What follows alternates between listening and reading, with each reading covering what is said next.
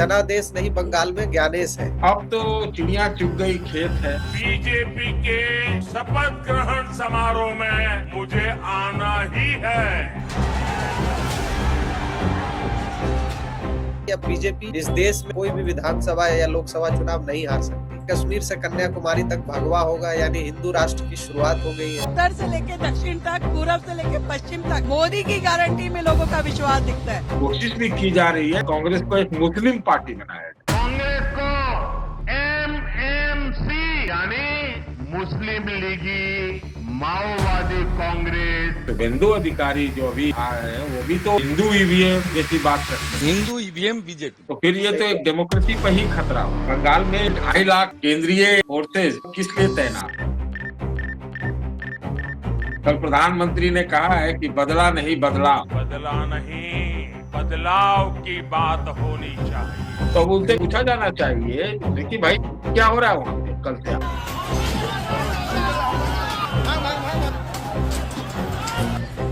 ममता बनर्जी का आरोप है मेरे को लात मारा, ऑफ कर दिया।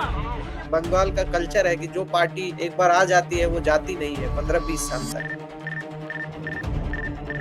ममता बनर्जी के सामने एक बहुत बड़ी चुनौती है कि वो अपनी पार्टी को बचा के रखे। बचा पाएंगी इस पर मुझे शक। और ममता बनर्जी एक फाइटर है, लड़ाकू। मुमताज खत्म हो गया। इतना जल्दी कोई समाप्त होता नहीं है। इंडिया इलेक्टोरल डेमोक्रेसी से इलेक्टोरल ऑटोक्रेसी की तरफ बढ़ रहा है। विपक्षी पार्टियां आरोप लगा रही हैं पूरा सिस्टम उड़ा दिया है, चोरी हो रही है। और ये आरोप लगने नहीं चाहिए। मैं तो कहता हूँ ऐसे मजाकिया तौर पे कि भाई चुनाव आयोग सीजर की पत्नी की तरह संदेह से ऊपर होना चाहिए।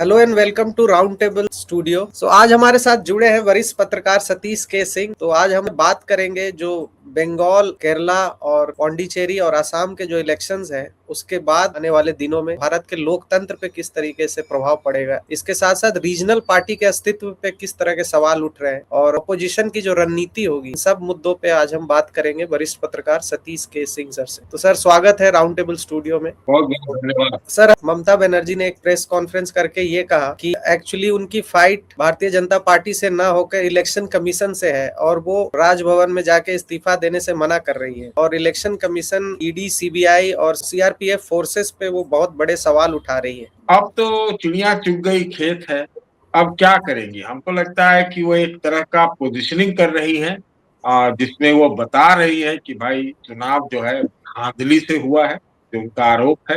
100 सीटें चुरा ली गई हैं और चुनाव में जो कुछ भी हुआ है वो गलत हुआ है। तो ये उनका तर्क है। लेकिन अभी के स्थिति में उनका बने रहना और ना इस्तीफा देना तो फिर तो ये एक संवैधानिक सवाल भी हो जाएगा। कॉन्स्टिट्यूशनल मशीनरी के ब्रेकडाउन का भी सवाल हो जाएगा। उनकी सरकार जो अभी तक कार्यवाहक है वो उसको बर्खास्त करना पड़ेगा और उनको गिरफ्तार भी करना पड़ सकता है। और एक और भी बात है कि अगर ऐसी स्थिति है तो बंगाल में लॉ एंड ऑर्डर की दृष्टि से भी जो इनका ये बयान है, उनका ये रुख और रवैया है, एक मतलब वो भी एक सवाल खड़े करता है वो बंगाल में लॉ एंड ऑर्डर के। जी सर, जब से ये इलेक्शन का रिजल्ट आया तब से पोस्ट पोल वायलेंस देखने को मिल रहा है। बंगाल में ऑलरेडी एक वायलेंस का कल्चर रहा है, इलेक्शन के पहले या इलेक्शन के बाद।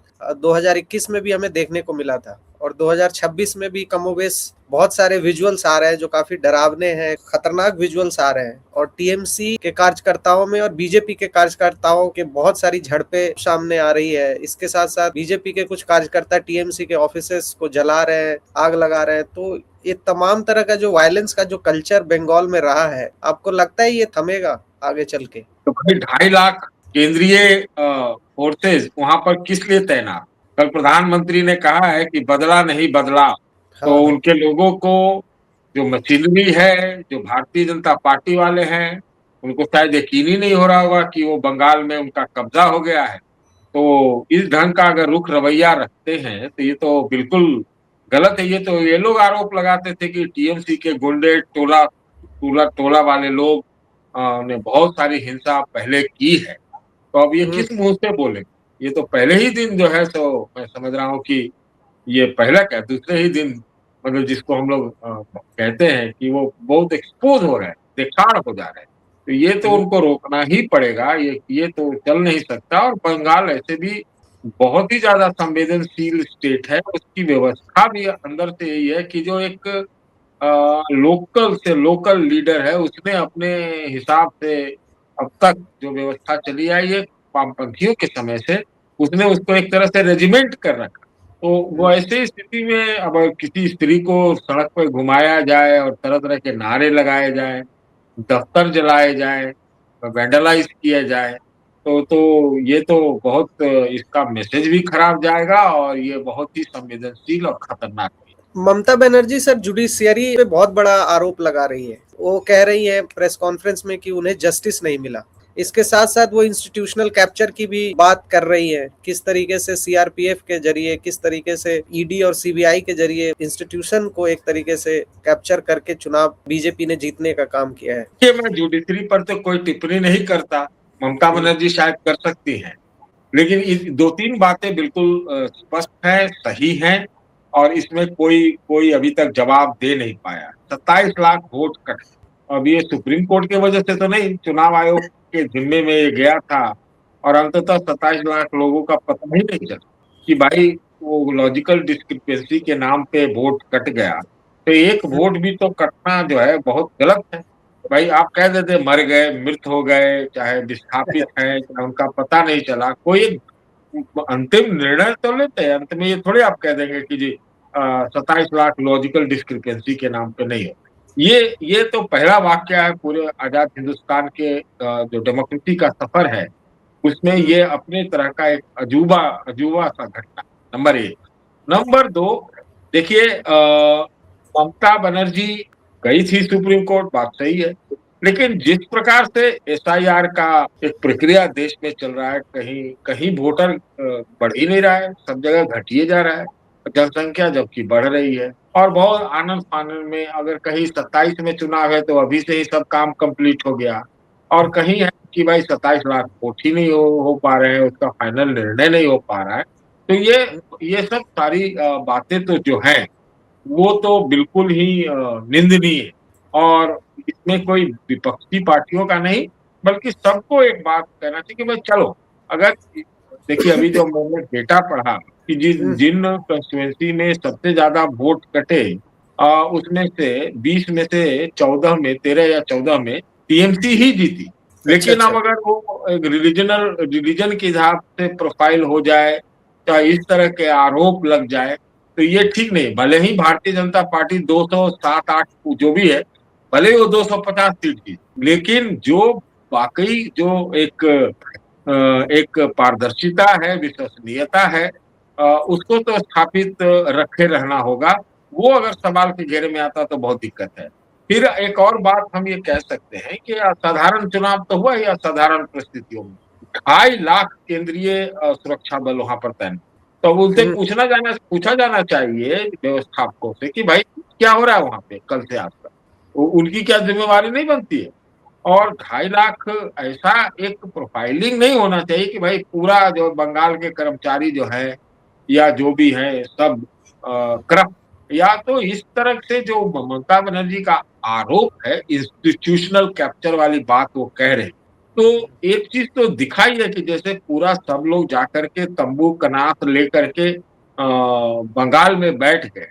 तो इस चुनाव का निर्णय मेरे ख्याल से मैंने यही हर जगह कहा कि ये लगभग स्पष्ट था कि इसमें तो ममता बनर्जी और उनके लोग और पूरा वोटर के का जो है ना एक तरह से नाकेबंदी हो गई। मैं ये मानता हूँ कि ममता बनर्जी के खिलाफ एंटी इनकम्बेंसी था, महिलाओं में रोष था, इसमें दो राय नहीं है। लेकिन अगर सब संवैधानिक लीगल हर चीज दुरुस्त रहे और लोगों को संतुष्ट करे, तो फिर भारतीय जनता पार्टी का जो विजय है उसको ज्यादा मतलब स्वीकार्यता मिलती। जी सर, हम बंगाल का अगर हम राजनीतिक सफर देखें तो 34 साल वहां पे लेफ्ट ने रूल किया, उसके बाद 15 साल टीएमसी ने रूल किया और एक तरीके से ये कल्चर देखने को मिला है कि जो लेफ्ट का कैडर था वो जब टीएमसी का रूल आता है तो वो उसमें शिफ्ट हो जाती है। तो क्या आपको लगता है कि टीएमसी के जो अब कैडर है वो उनका एक ट्रांजिशन बीजेपी के कैडर में हो जाएगा या कोऑप्ट कर लेगी बीजेपी उसको। और 2029 में आपको क्या लगता है, टीएमसी फिर से लार्जेस्ट पार्टी अभी लोकसभा में है, टीएमसी 2024 के इलेक्शन में 2029 में कमोबेश वैसा प्रदर्शन कर पाएगी? ममता बनर्जी का जो कद है वो क्या आगामी जो लोकसभा चुनाव है उसमें सेम रहेगा, या फिर पुराना जो बंगाल का कल्चर है कि जो पार्टी एक बार आ जाती है वो जाती नहीं है 15-20 साल तक? देखिए, इस सवाल का जवाब तो मैं एक भविष्य वाणी के रूप में तो नहीं दे सकता, मतलब ज्योतिष की तरह तो नहीं दे सकता, लेकिन इतना जरूर कहूंगा कि जो मुझे लग रहा है कि दिल्ली की राजनीति में, केंद्र की राजनीति में बहुत हलचल होने वाली। ममता बनर्जी ने कहा भी है कि वो INDIA को मजबूत करने का प्रयास करेगी। इसके क्या मतलब है मुझे नहीं समझ में आ रहा, थोड़ा इंतजार करना पड़ेगा। सुना ये भी कि राहुल गांधी से उनकी बातचीत हुई, हालांकि राहुल गांधी तो पहले उनको निशाने पर ले रहे थे, वो अलग चीज है। लेकिन मैं समझता हूँ ये बंगाल के नतीजों के बाद, और जिसमें राहुल गांधी असम को भी जोड़ रहे हैं, उन्होंने भी इसको खारिज किया है, उसके बाद मुझे लगता है राजनीति बहुत करवट लेगी और विपक्ष की धुरी में ये देखना होगा कि किस प्रकार से हलचल आती है, ये हमको दिखाई पड़ रहा है। दूसरा ये है कि ये भी एक बहुत बड़ा प्रश्न है जो आपने सवाल किया है, लेकिन उससे पहले मैं एक दूसरी बात कहना चाहता हूँ। ममता बनर्जी के सामने एक बहुत बड़ी चुनौती ये भी है कि वो अपनी पार्टी को बचा के रखे। बचा पाएंगी इस पर मुझे शक। भारतीय जनता पार्टी की एक रणनीति रही है कि अपने विपक्षियों को वो एक डिमोरलाइज कर, तो इस डिमोरलाइजेशन कैंपेन में ये हो सकता है जो कि संसद से लेके बंगाल तक जितने जीत के भी आए हैं टीएमसी के, या फिर केंद्र में, वो आपको दिखेगा कि कहीं वो एक टूट का प्रयास या टूट हो न जाए। क्योंकि अब आप पार्टी जैसी भी राज्यसभा में टूट गई तो भाई टीएमसी तो ऐसा तो है नहीं। आपको ऐसे भी पता है कि टीएमसी के ये शुभेंदु अधिकारी जैसे लोग भी तो बीजेपी के, वो तो टीएमसी से ही आए हैं। क्या नाम है उनका, मुकुल राय जैसे बहुत सारे ऐसे नेता हैं जो टीएमसी से बीजेपी में आए हैं। और बहुत लोग जो ममता की कस्में खा रहे हैं, कोई ठिकाना नहीं है कि वो अपना साइड बदल। तो ये दो चीजें हैं। तीसरा ये है कि जो सवाल है INDIA एक कैसे हो सकती है, एक दो इश्यू के आधार पर ही हो सकती है। हालांकि इनके आपस में बहुत द्वंद्व है, बहुत अंतर विरोध है, लेकिन अगर ये चुनाव का जो एक पूरा प्रणाली चल रहा है, इलेक्शन कमीशन हो चाहे चीफ इलेक्शन कमिश्नर हो, और जो चुनाव जिस प्रकार से हो रहे, वोटर लिस्ट हो चाहे SIR हो चाहे बंदोबस्त हो, आदि आदि के आधार पर ये हो सकता है कि एक रैलिंग पॉइंट बने और जिसमें INDIA की पार्टियां एकजुट आए दिखे। अभी तो मैंने सुना है कि शायद ममता बनर्जी ने ये भी कहा है कि अखिलेश यादव जो है कल कलकत्ता पहुंच रहे हैं, तो प्रयास तो पूरा करे, सब लोग उनको फोन भी कर रहे हैं विपक्ष की पार्टियां, विपक्ष, लेकिन विपक्षी एकता या विपक्षी राजनीति या विपक्षी रणनीति ये देखने लायक चीज होगी आगे आने वाले दिनों।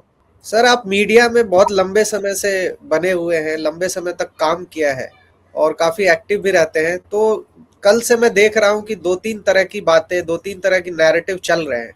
एक तो चल रहा है कश्मीर से कन्याकुमारी तक भगवा होगा, यानी हिंदू राष्ट्र की शुरुआत हो गई है। कमोबेश 34 स्टेट्स और जो यूनियन टेरिटरीज को मिला के 22 स्टेट्स और यूनियन टेरिटरीज बीजेपी की सरकार आ गई है। एक तरीके से सैफरॉन वेव हावी हो चुका है। ये वाला भी नारा देखने को मिल रहा है, अंगा बंगा कलिंगा और प्राग ज्योतिषपुर। तो इस तरह के जो नैरेटिव सेट किए जा रहे हैं, आपको लगता है कि भारत जो है वो एक तरीके से सैफरॉन वेव की चपेट में आ गया है पूरी तरीके से? देखिए, चपेट में आया है कि नहीं, लेकिन जो हिंदुत्व का कंसोलिडेशन है जिस पर वो लोग काम भी बराबर करते रहते हैं, यही उनको बचाता है। भले ही सब चीज बेकार हो, सब चीजों की हालत खराब हो, लेकिन एक चुनाव जीत के सारे मुद्दे जो है उसको वो गौन कर देते। तो चुनाव जीतना ही आजकल मुख्य काम हो गया इस देश में, कि चुनाव जीत गए तो सब कुछ हो गया, ठीक है।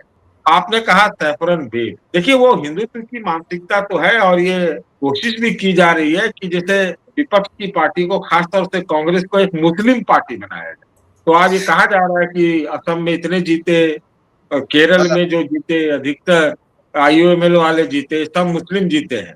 तो एक प्रकार का एक वो नैरेटिव खड़ा करने का प्रयास तो हो रहा है, और हिंदुत्व को इसको सैफरन वेव तो नहीं कहेंगे, लेकिन सैफरन एक्सपेंशन के रूप में जरूर प्रस्तुत करने का प्रयास हो रहा है। और ये लोग तो बड़ा खुल के 80-20 की बात कहते हैं, और जिस तरह से बड़े बड़े पदों पर बैठे हुए हिमंता जैसे, चाहे शुभेंदु अधिकारी जो अभी है आ रहे हैं, वो भी तो हिंदू ईवीएम जैसी बात करते हैं, हिंदू ईवीएम।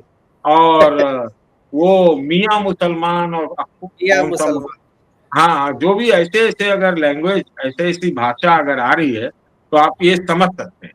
लेकिन देखिए, एक सत्र चलता है, और लेकिन जब तक डेमोक्रेसी है, जब तक डेमोक्रेसी है, आज के डेट में भी आप देखिए तो जो नतीजा है उसकी विवेचना आप करें तो केरल में तो ऐसा कुछ नहीं हुआ है, और हम तो कहेंगे तमिलनाडु में भी ऐसा कुछ नहीं हुआ है कि नहीं? तमिलनाडु में भी जो विजय का इतना पताका फहरा है, वो भी लगता है देखने से, भले ही आजकल राजनीति में दीन ईमान तो है नहीं, वो भी थोड़ा सा सेकुलर मिजाज के लगते हैं। हाँ, इसी सेकुलर मिजाज के लगते हैं, हालांकि वो सब भी बदल जाते हैं। तीसरा, बंगाल में भी आप अगर कहें तो लड़ाई तो बहुत तगड़ी हुई है, ऐसा तो नहीं है। मैंने देखा है पूरा विवेचना करके कि 10-15-20-15 हजार वाला जो वोटों का अंतर है और तमाम जो आरोप रहे उसके बीच में, तो लड़ाई तो वहां भी रही है। असम में आप कह सकते हैं कि असम में वो थोड़ा इस प्रकार से हुआ है, लेकिन अभी खाली एक दौर के चुनाव से सारी चीजों को देखना मेरे ख्याल से ये फाइनल कंक्लूजन नहीं हो सकता। और अभी भी आप देखिए तो क्या खाली मुसलमानों के वोट से कांग्रेस पार्टी कर्नाटक में, हिमाचल में, तेलंगाना में काबिज है, ऐसा मैं नहीं मानता। तो अभी थोड़ा देखना होगा। हालांकि प्रयास रहता है भारतीय जनता पार्टी का कि इस तरह से आपको स्टीरियोटाइप या टाइपकास्ट किया जाए, ताकि ये इस ढंग की बात जाए और इससे भी एक पोलराइजेशन हो। तो अभी थोड़ा देखना पड़ेगा। मैं तो ये मानता हूँ, जैसे मैंने आपसे पहले भी कहा, कि दिल्ली में राजनीति में बहुत हलचल होने वाली है, ये मैं साफ साफ देखता हूँ। सर, इस चुनाव में कुछ चौंकाने वाले रिजल्ट्स देखने को मिले हैं। ममता बनर्जी भवानीपुर से हार गई, जोरहाट से तरुण गोगोई के लड़के गौरव गोगोई हार गए, और डीएमके के स्टालिन जो आउटगोइंग चीफ मिनिस्टर है वो भी हार गए। तो इतने बड़े बड़े नाम राजनीतिक रूप से धाराशायी हो गए, मतलब चुनाव हार गए। तो इनका जो फ्यूचर है वो आने वाले दिनों में क्या लगता है? क्योंकि गौरव गोगोई एकमात्र चेहरा थे असम के। अब वहां पे जिस तरीके से हिमंता के बारे में आप बात कर रहे थे, उनकी लैंग्वेज से लेके उनकी जो कम्युनल पॉलिटिक्स रही है, अब तो उसको और धार मिल जाएगी, क्या लगता है? देखिए, मुझे स्टालिन की जो पार्टी है उसकी पूरी एक संरचना है, एक व्यवस्था है, उनका लेगेसी है, डीएमके का पूरा इतिहास है, मुझे वो खत्म होती हुई नजर नहीं आती। एक तो ये बात है। दूसरा, आपने कहा गौरव गोगोई के बारे में। गौरव गोगोई कांग्रेस पार्टी के लोकसभा में डिप्टी लीडर भी, तो उनकी क्षमता, उनकी ऑर्गेनाइजेशनल कैपेसिटी आदि आदि को लेकर प्रश्न तो उठेंगे, लेकिन इतना जल्दी कोई समाप्त नहीं होता है कि नहीं? ममता बनर्जी, हाँ, वो इतना जल्दी समाप्त नहीं होता है। और ममता बनर्जी जो है एक फाइटर है, एक लड़ाकू है।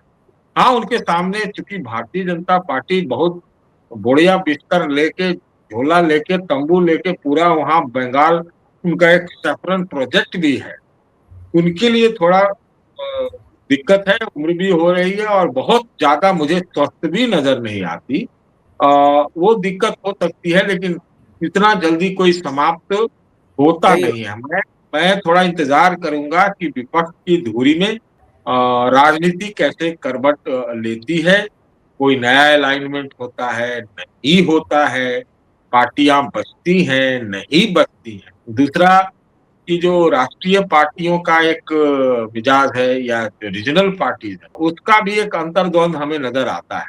देखिए, कांग्रेस पार्टी को ही खत्म करके रीजनल पार्टीज आगे बढ़ी, और उस समय भारतीय जनता पार्टी इन रीजनल पार्टीज के साथ चलती थी, है ना? ये दोनों मिले हुए थे जब कांग्रेस को खत्म करना। अब एकदम फैंटम की तरह मैमथ बीजेपी हो गई है।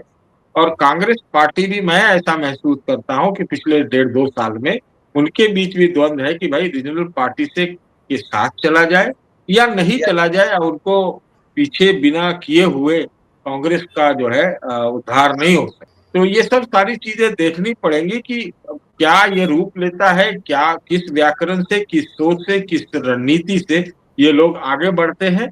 हाँ, एक चेष्टा तो जरूर होता है, होती है कि जब भी कोई पार्टी बहुत बड़ी हो जाती है तो अपने आप में वो अपने आप को इतना शक्तिशाली करना चाहती है जिसमें वो फिर रीजनल पार्टी को दबा देती है और वो नीचे कर देती है। ये तो देखने को मिला है कि जिनके साथ रही उन्हीं को खा जाती है। और ये तो देखना होगा कि अभी क्या एक फेडरल पॉलिटिकल अलाइनमेंट रहता है या फिर दो राष्ट्रीय जो पार्टियां हैं वो अपने हाँ। ढंग से चलती हैं, अपने ताकत पे चलती सर, इसी से मेरा जुड़ा हुआ एक सवाल है कि कांग्रेस के रिवाइवल के लिए क्या अभी उपयुक्त समय है? क्योंकि जैसे जैसे रीजनल पार्टी, जो आपने पॉइंट आउट किया कि जब खत्म होती है तो नेशनल पार्टी का एक तरीके से रिसर्जेंस होता है।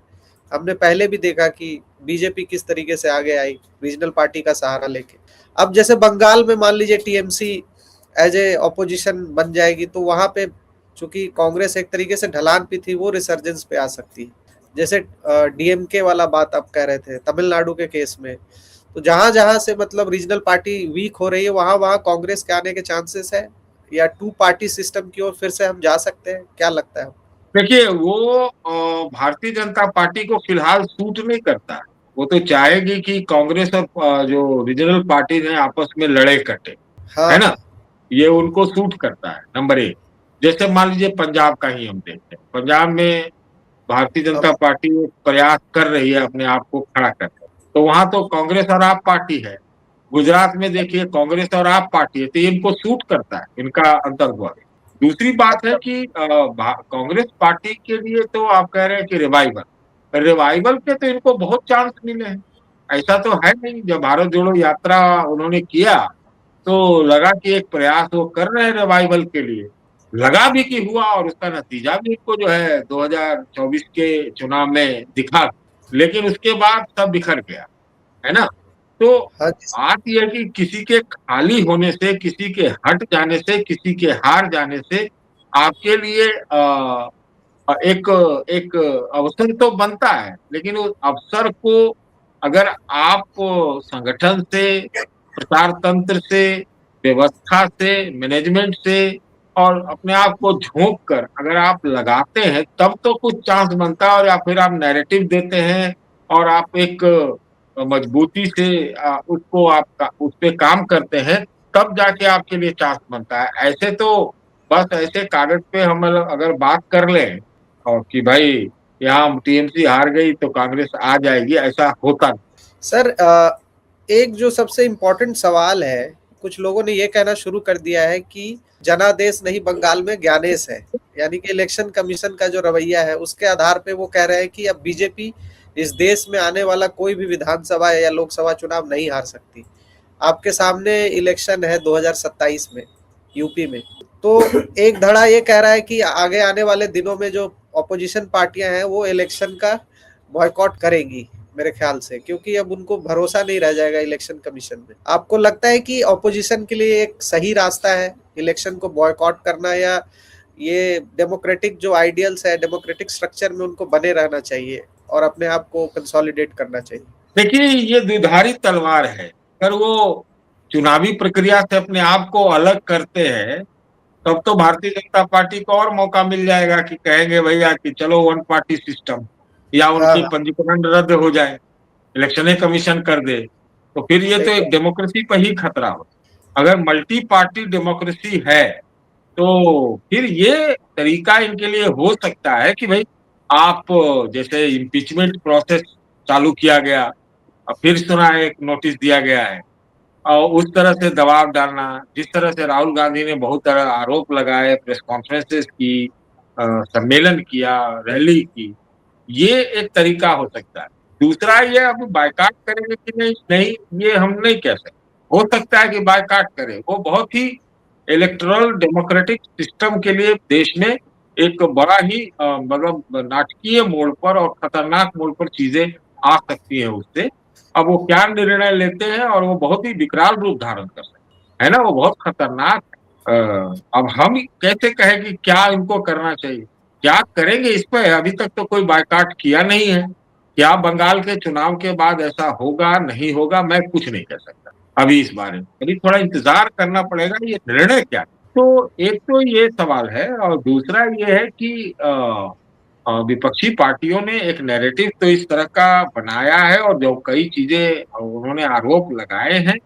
अब अगर एकदम से आमादा हो और लोकाचार या फिर विश्वसनीयता का कोई अगर उनको परवाह ही नहीं हो, चाहे वो भाजपा हो, चाहे इलेक्शन कमीशन हो, तब तो भारी दिक्कत है। तो अभी तो आगे हम लोग इसका कोई एक अनुमान नहीं लगा सकते कि किस दिशा में चीज़ें जाएँ। लेकिन एक और चीज़ है कि हाँ जी। अगर चुनावी प्रक्रिया पर सवाल उठते हैं, उठाए जाते हैं, विश्वसनीयता का संकट होता है, तो ये मैं समझता हूँ कि ये ये सुरक्षा रक्षा का भी सवाल है।